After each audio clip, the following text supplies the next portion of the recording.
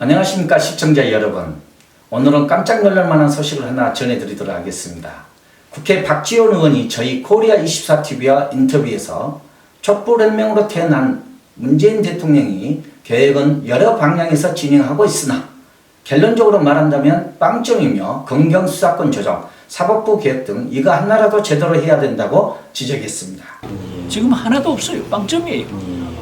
박 의원은 또 국제무대에서 한국이 고립되는 상황에 대해서도 우려를 표하며 한중한미 정상회담 등 외교적인 해결 방향 그리고 조국 수석의 대통령 후보 가능성에 대한 여러 의견들을 밝혔습니다.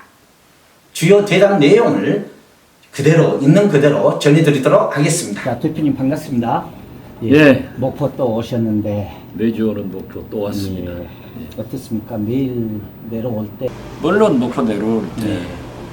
피곤도 하고 나도 하루 좀 쉬었으면 좋겠다 하지만 지난 12년째 계속되는 금기원을 목포 시민들한테 약속했잖아요.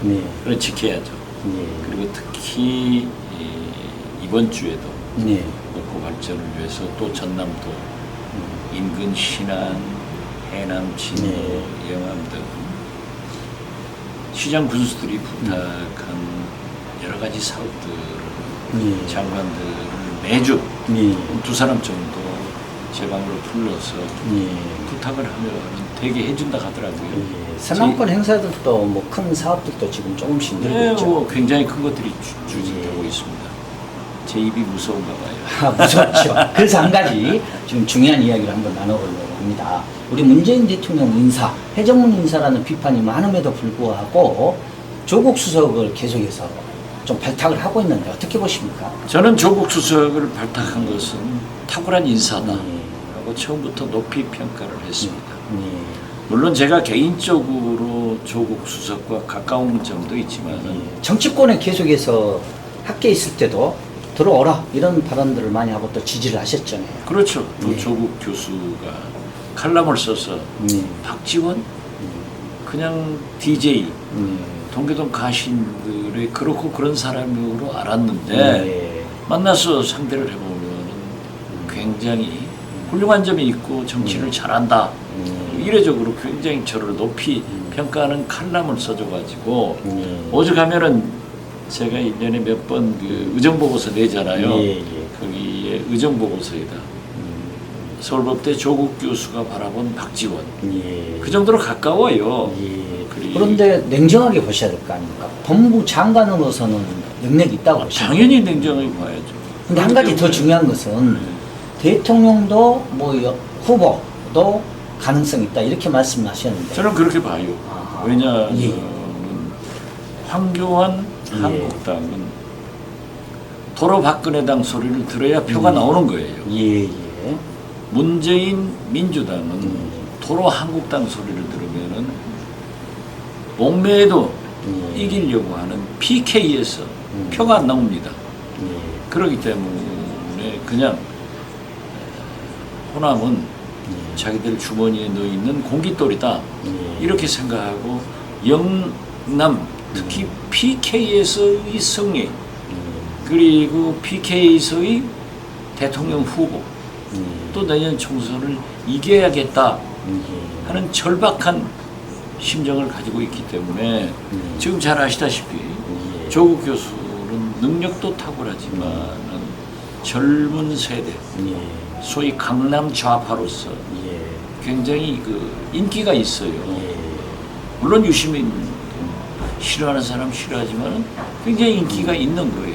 그런데 지금 현재 국민들이 우려하고 또 정치권에서 우려한 해정문 인사라는 것은 돌렸을 때 자기 사람이고 계획의 방향은 힘은 바를 수는 있겠지만 전문성이 부족하다는 자기 영역밖에 부서를 맡았을 때 이런 비판이 있을 수 있죠. 그런 것을 부인할 수 없고 해정문 인사는 옳지 않죠. 그렇지만 문재인 대통령이 좀 폭넓게 인재를 등용하는 그런 넓은 시선을 가지면 좋겠죠. 그러니까 김대중 대통령도 망원경처럼 멀리 보면서 현미경처럼 자세히 보는 이걸 겸비해라 했는데 저는 조국 수석의 법무부 장관 임명은 거듭 탁월한 인사다. 예. 왜 그러냐 하니까는 사실 어떻게 됐든 촛불혁명의 산물로 태어난 문재인 정부는 개혁을 했어야 돼요. 예. 그런데 법과 제도에 의한 개혁은 하나도 안 됐어요. 예. 개혁은 빵점이에요. 네. 오직 문재인 대통령의 현란한 네. 연설 네. 또 이런 것으로 해서 개인적 지지는 높은 거예요. 네. 그렇기 때문에 역대 대통령들이 공약한 검경 수사권 조정, 네. 검찰 개혁, 사법부 개혁 네. 이거라도 네. 해야 네. 문재인 대통령은 촛불혁명의 산물로 태어난 국민이 요구한 개혁을 한두 가지라도 하는 거예요. 지금 하나도 없어요. 빵점이에요. 한 가지 더 우려되는 것은 지금 문 대통령이 애교 무대에서 활발하게 움직이고 있습니다. 그러나 뭐 아시다시피 고종 말기를 보는 듯한 애교 무대에서 고립되고 있다 이런 판단, 이런 의견들도 나오고 있는데 그렇죠. 어떻습니까 지금? 예, 말레이시아가 네, 유일하게 우리 아시안 국가 중에서 식민지를 경험해보지 않은 그런 나라인데 그게 결국 외교예요. 예, 특히 우리나라는 지정학적으로 미국, 일본, 중국, 러시아 4대 강국으로 둘러싸인 나라인데 외교가 제일 중요한 거예요. 그런데 지금 미국, 일본, 중국, 러시아 여기까지 북한마저 눈만 뜨면은 문재인 대통령 공격하잖아요. 그래서 굉장히 어렵다라고 하는데 또 우리 국민들도 우리 언론들도 좀 심한 게 있어요. 예를 들면 이번에 G20 가셨는데 비가 오니까 김정숙 여사하고 함께 우산을 쓰고 내렸다는 말이에요. 과거에는 이렇게 받쳐줬습니다. 그러면은 굉장히 권위의식이 있다 해서 요즘은 우산을 자기가 쓰고 내리는 거예요. 트럼프도 뭐 혼자 쓰고 그러니까 내렸었죠. 그것은 투대접했다라고 했는데 트럼프도 혼자 쓰고 내리잖아요. 그러면 트럼프한테는 유대접했나요? 이런 게 있고 또 사실 아베 일본 수상과 8초간 사진 찍고 말았다. 8초 사진 뭐 서로 인상 쓰는 듯한. 그런데 그건 어쩔 수 없어요. 왜냐하면은 일본 선거가 7월 21일 있습니다. 그렇기 때문에 아베 수상은 선거를 의식하지 않을 수 없죠. 그런데 만약 한일 정상회담을 하면은 거기서 서로 좋은 말 나오겠어요? 그래서 선거를 의식해서는 아베도 문재인 대통령한테 센 불만을 표시해야 되고 또 문재인 대통령은 그렇게 나오니까 세게 해야 되니까 이건 제가 볼 때는 의식적으로 한일 정상회담을 이번에는 하지 말자. 그러나 일본 방향, 한일 관계를 풀어가는 방향으로 나가고 있다. 이걸 좀 우리가 비하인드 스토리를 알아야 되고 또 푸틴 러시아 대통령은 2시간 반을 기다리게 했어요. 그런데 러시아 대통령들은 옐친 대통령 등 다 그러더라고요. 그런데 김대중 대통령이 가셨을 때는 30분 전에 와 있더라고요. 그러니까 아마 그 러시아의 못된 버릇이죠. 그런 것들이 좀 지적되는데 문제는 지금 한중, 한미 정상회담. 중국이 우리한테 화해이든 어떻게 경제를 할 것인가. 미국은 북한에 무엇을 요구할 것인가. 또 방위비는 특히 우리 기업인들 다 모여놓고 투자해라. 그렇지 않으면 미국 물건 못 판다. 저는 그렇게 말할 수 있는 게 트럼프 대통령이에요. 그렇기 때문에 저는 우리 한국은 도랑에 드는 소입니다. 우리 전라도 말로 또랑에 드는 소야. 그렇기 때문에 미국 풀도 먹어야 되고 중국 풀도 먹어야 되는데 이런 때는 좀 간사한 등거리 외교를 해야 된다. 그렇지만은 중국한테도 미국한테도 참 잘 보여야 되는데 그러나 하나 분명한 것은 21세기 슈퍼 초강국은 미국이다. 하는 것만 잊지 않고 좀 꾀를 내서 잘했으면 좋겠어요. 아무튼 문재인 대통령이 경제나 외교는 사실 엉망이다. 예. 이렇게 표현할 수 있겠죠. 의원님 하시면 훈수 정치, 그다음 지원 정치로 유명하시는데 의원님 여러 의견을 표시하는 것처럼 자유한국당 복원했어요, 복귀했어요. 그런데 지금 복귀하자마자 민주평화당, 뭐 정의당 제쳐놓고 민주당하고 둘이 콤비를 이뤄가지고 지금 정치를 진행을 하는데 서운하지 않습니까? 서운하죠. 실수한 거 아니세요, 훈수 정치가? 아니요, 실수한 게 아니고 예, 우리 당 원내대표한테도 예, 제가 얘기를 했고 음. 이인영 원내대표한테도 요구를 했어요. 네네. 지금까지 민주당과 민주평화당, 정의당 공조해 왔는데 5당 시스템으로 움직였거든요. 네. 그런데 이번에 와서 두 당은 배제해버리고 원내교섭단체만 된 3당끼리 하고 있다. 그러면은 매일 민주평화당, 정의당 원내대표들과 의견을 소통해서 대변을 해줘야 된다. 네. 그런데 아무 소리 안 하고 지내더라고요.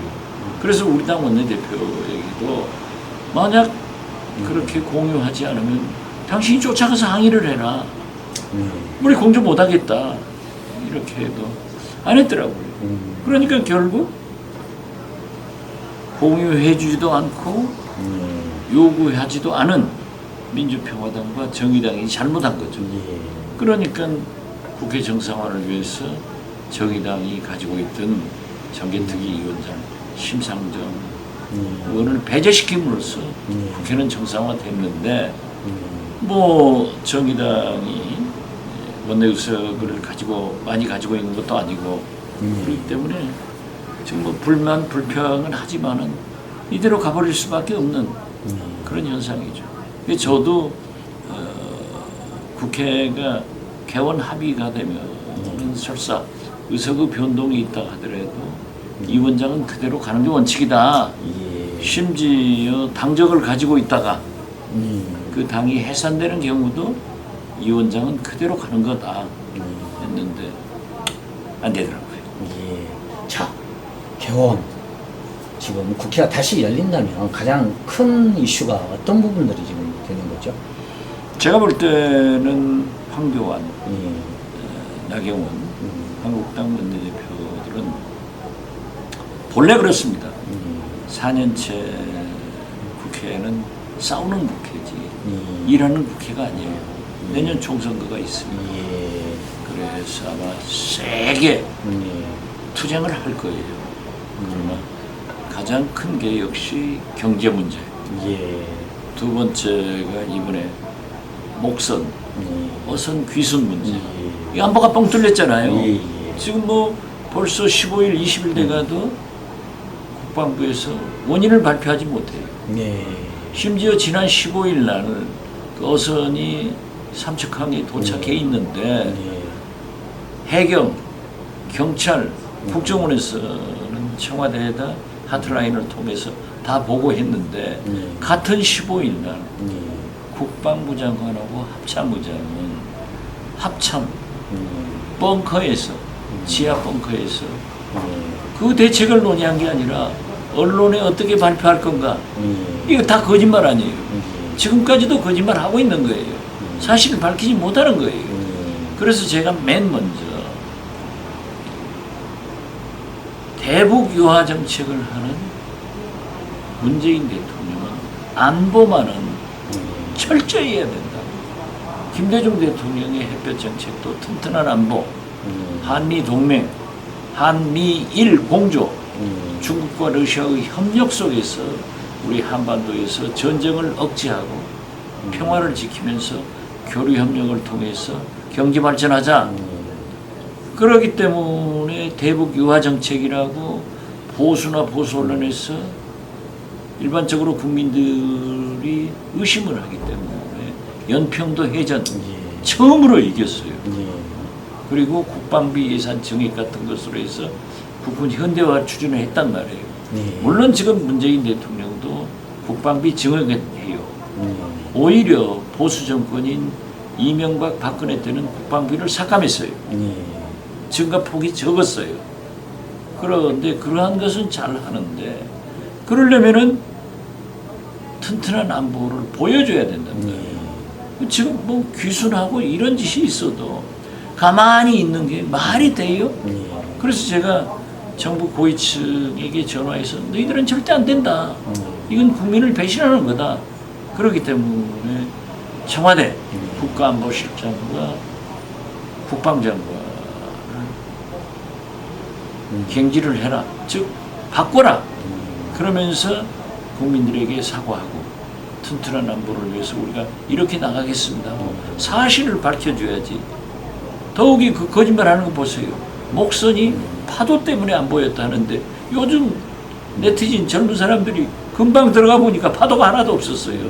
전부가 거짓말하고 있는데 지금도 그 원인을 발표하지 못하고 처리도 못하는 것은 문재인 대통령이 굉장히 대북 정책은 잘하지만 안보 정책은 잘 못하고 있다. 국민이 염려하고 있다. 그래서 저는 국회가 정상화되면은 아마 금년 정기국회 끝날 때까지 한국당에서 이걸 공격할 겁니다. 예. 알았습니다. 예. 고맙습니다. 네.